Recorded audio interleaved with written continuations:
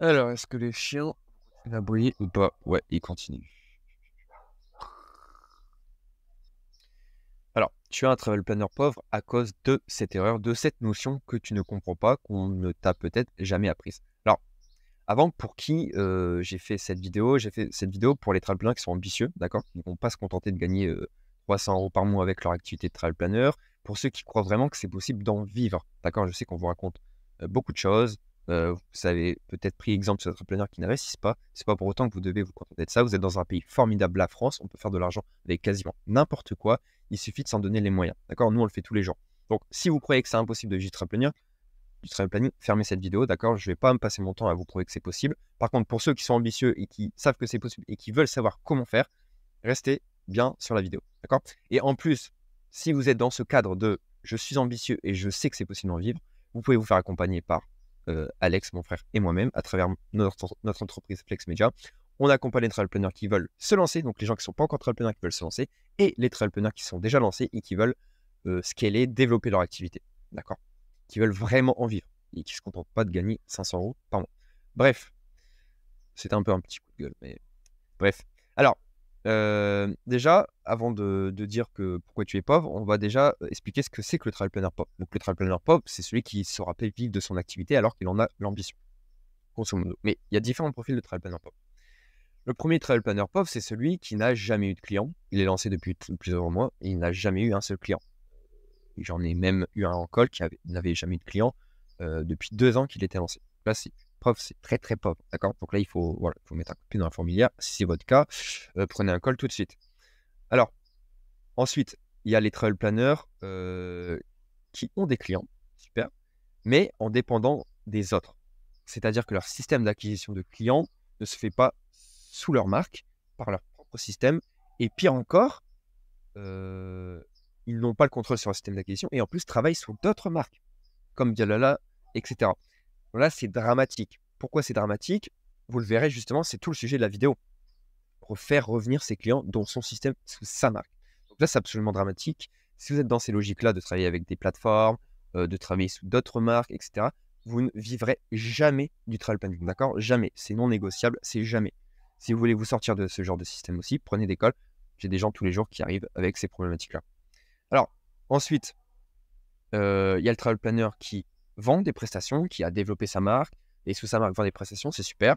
Mais ils vendent de petites prestations de type appel consultation à 30 ou 40 €. On voit beaucoup ça tourner, même moins maintenant, parce que bon, ils se sont rendus compte que ça ne fonctionnait pas. Évidemment, ça ne fonctionne pas. Toutes les petites prestats de recherche de billets d'avion, etc. Donc ça, il faut oublier, d'accord? Il faut viser des prestations à plus de 500 € de panier moyen. Si vous faites des prestations à 100 € de panier moyen, donc on parle de panier moyen, d'accord? En moyenne, sur les 100 clients que j'ai eu, en moyenne, une prestation me ramène combien d'argent? Si votre panier moyen il est à 100, 200, 300, 400 €, même 500, c'est limite en fait, hein, d'accord? Vous devez chercher plutôt du 600 €, même plus, hein. Il y a des travel planners qui ont des prestats à plus de 1500, 2000, 3000 €. J'ai un travel planner qui a une presta à plus de 8000 €. OK, bon, c'est une presta, c'est pas son panier moyen. Mais évidemment, s'il fait des prestats à 1500 €, on imagine que son panier moyen, il est pas à 500. Alors, voilà, il faut savoir vendre et se faire pricer convenablement. Voilà, trouver le bon pricing.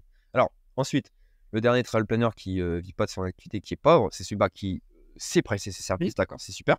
Donc déjà, c'est une première étape, hein, connaître son offre et savoir cibler la bonne clientèle qui va payer justement nos services. Mais ce travel planner-là, il n'a tout simplement pas suffisamment de clients. Donc lui, il doit trouver plus de clients grâce à son système d'acquisition pour pouvoir en vivre. OK? Donc ça, c'est les profils classiques que je rencontre tous les jours. Alors, tous ces problèmes, les 4 problèmes en fait, derrière, il y a une seule notion qui est non comprise. Et en fait, les erreurs que font ces 4 travel planners-là, les mauvaises habitudes, le mauvais état d'esprit, tout ça découle d'une notion qui n'est pas comprise, qui s'appelle la long term value. La long term value d'un business, c'est hyper important. Hyper important. Tout le reste de la vidéo, je vais le consacrer à vous expliquer ce que c'est que la long term value de votre business, la LTV. Si vous n'avez pas de LTV intéressante, vous ne pourrez jamais vivre du travel planning. Et les 4 profils créent des soucis qui font qu'ils ne peuvent pas profiter de LTV intéressant. Ok? J'espère que je suis clair. Alors, avant de parler de LTV, il faut comprendre ton business model. Ok, comment tu gagnes de l'argent quand tu es travel planner. Il faut bien le comprendre. En business, on va différencier deux types de revenus, d'accord? Les revenus qu'on va appeler de récurrents, par exemple Netflix, tu es abonné tous les mois, c'est du revenu récurrent pour Netflix. Alors, même si tu n'es pas engagé, Netflix va toucher de l'argent jusqu'à temps que tu te désabonnes. Donc, ça permet à Netflix d'avoir une bonne prédictabilité, bonne prédiction sur les revenus qu'il va avoir sur les mois à venir. D'accord? À la différence, donc les revenus récurrents, et on va repérer ce qu'on appelle les revenus one shot, c'est-à-dire c'est les revenus, c'est tous les types de business où tu vas acheter toi en tant que client une seule fois et tu vas pas y revenir avant un long moment. Par exemple, j'ai pris l'exemple des vendeurs de fenêtres. Si tu vas voir un vendeur de fenêtres, c'est pour acheter une seule fois ta fenêtre et pas revenir le mois d'après, racheter notre fenêtre, évidemment, parce que ton produit va durer longtemps dans le temps. Donc, on va dire que les prestations de vendeurs de fenêtres, c'est plutôt du one shot. Alors, nous, c'est-à-dire que voilà, ton client arrive et après, il repart et tu vas pouvoir difficilement lui revendre quelque chose derrière. Alors, nous, en business, on préfère bien sûr le récurrent au one shot. Parce que le récurrent, ça nous évite à avoir sans cesse devoir chercher de nouveaux clients. Le problème du vendeur de fenêtres, c'est que lui, il a vendu une fois, il a fait son chiffre sur ce mois, mais le mois d'après, il doit rechercher de nouveaux clients et faire cet effort-là. Alors, l'avantage du travel planning, c'est que tu n'es ni Netflix, ni le vendeur de fenêtres. Tu es entre les deux. Pourquoi? Alors, les gens, aujourd'hui, voyagent souvent. Il faut absolument profiter de ton service. Alors, qu'est-ce que ça veut dire? Les gens, ils voyagent souvent, évidemment. Ces dernières années, surtout depuis le Covid, ça s'est accentué. Les gens voyagent 2, 3 fois, 4 fois, 5 fois, 6 fois, 10 fois dans l'année. Des fois, tu as des gens qui sont tout le temps en voyage, d'accord? Et ça, c'est une clientèle que toi, tu peux cibler. Toi, tu ne veux pas cibler la clientèle qui va faire appel à toi une fois et que tu ne vas plus jamais refaire derrière. D'accord? Tu veux faire une prestation 5 étoiles, que les gens soient ravis de ton service de création de voyage et que derrière, font appel à toi 2, 3, 4 fois, 5 fois. Les retraités, mon grand-père, il travaille et il voyage 5-6 fois par an. Et voilà, c'est normal. Il est retraité, il a les moyens, il profite. Okay, c'est vraiment la clientèle que toi, tu veux. Donc, tu vois bien que dans la même année, toi, c'est possible de profiter du réachat. Donc, ce n'est pas des devenus récurrents qui sont pas forcément prévisibles, mais en faisant tes maths, tu sais qu'en moyenne, un client va acheter peut-être 1,7 fois chez toi par an. Encore quasiment 2 fois. Tu vois, c'est une moyenne. Okay, donc, ça, c'est des stats qui sont hyper intéressantes. Et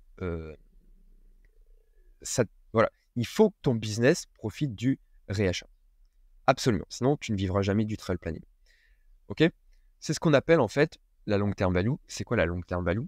La long term value, c'est le revenu à long terme que va te générer un client. Donc, on peut la calculer sur plusieurs périodes de temps différentes, mais admettons sur 5 ans, ok, on va la calculer sur 5 ans. Admettons que ton panier moyen de ta prestation est de 600 euros. À chaque fois que tu vas en voyage, tu gagnes en moyenne voilà, 600 euros pour toi dans ta poche.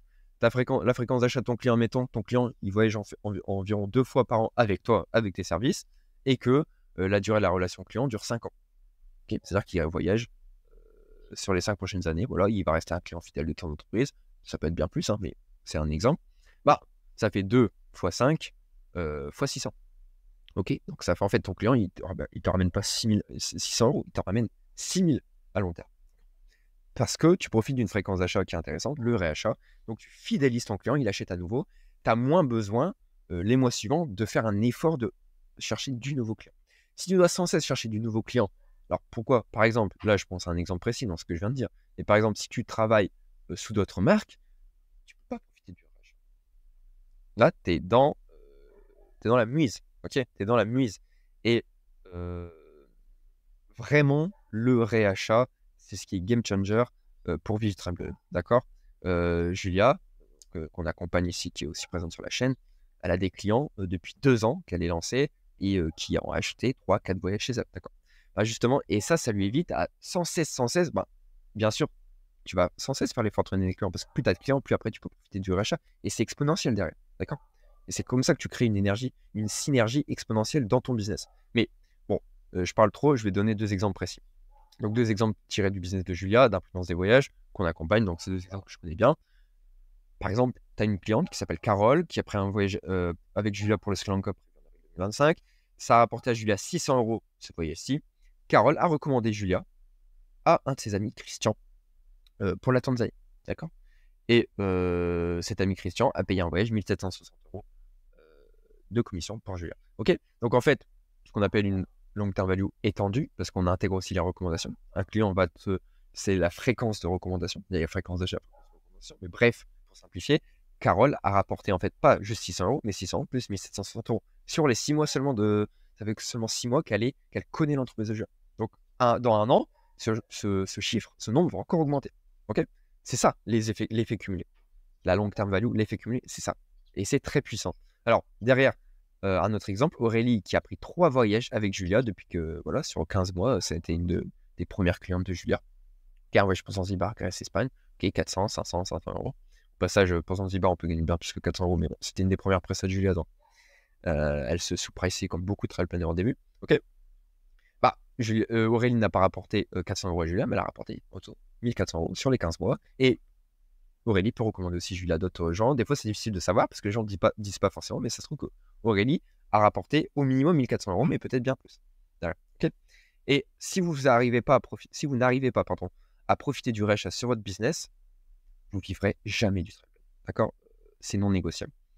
Alors là, vous avez peut-être d'autres questions qui doivent apparaître. C'est comment, dans mon business trail planner, je vais pouvoir justement profiter de ce principe de réachat, de ce principe d'avoir une long terme value qui soit intéressante. D'accord? En fait, ça va se passer souvent au niveau de votre offre. L'offre, ça sera souvent votre problème, puisque vous offrez comme service, souvent les destinations, et ce sera aussi votre solution. Alors, par exemple, il faut te questionner, que proposes-tu déjà? Déjà, avant même de parler de diversification de l'offre, c'est qu'est-ce que tu proposes? Si tu proposes seulement des road trips en France, backpackers,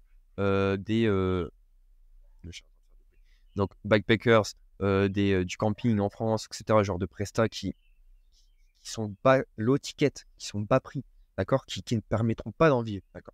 Par contre, si tu proposes des prestations high ticket de type safari, Zanzibar, voyage au Japon, road trip à travers la route 66 aux États-Unis, là tu comprends bien que ta clientèle, elle va investir un peu plus d'argent là. Là ici, tu vas pouvoir gagner plus d'argent ici que là, d'accord.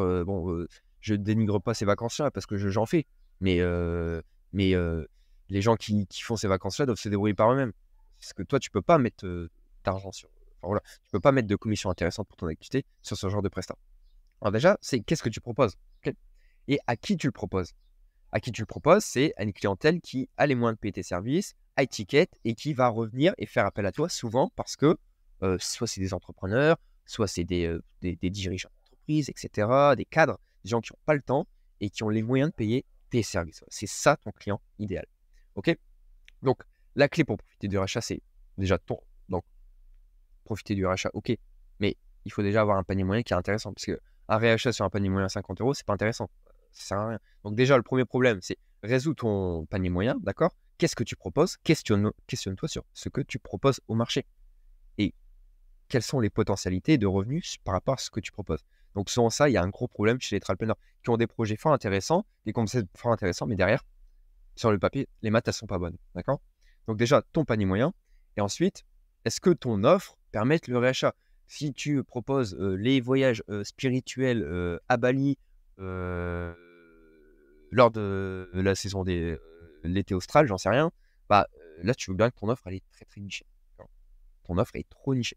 Je dis pas que c'est mauvais de proposer ça, mais ton offre est trop nichée. Il y a peu de chances que les gens voyagent à nouveau avec tes services. Est-ce que ton offre permet le réachat?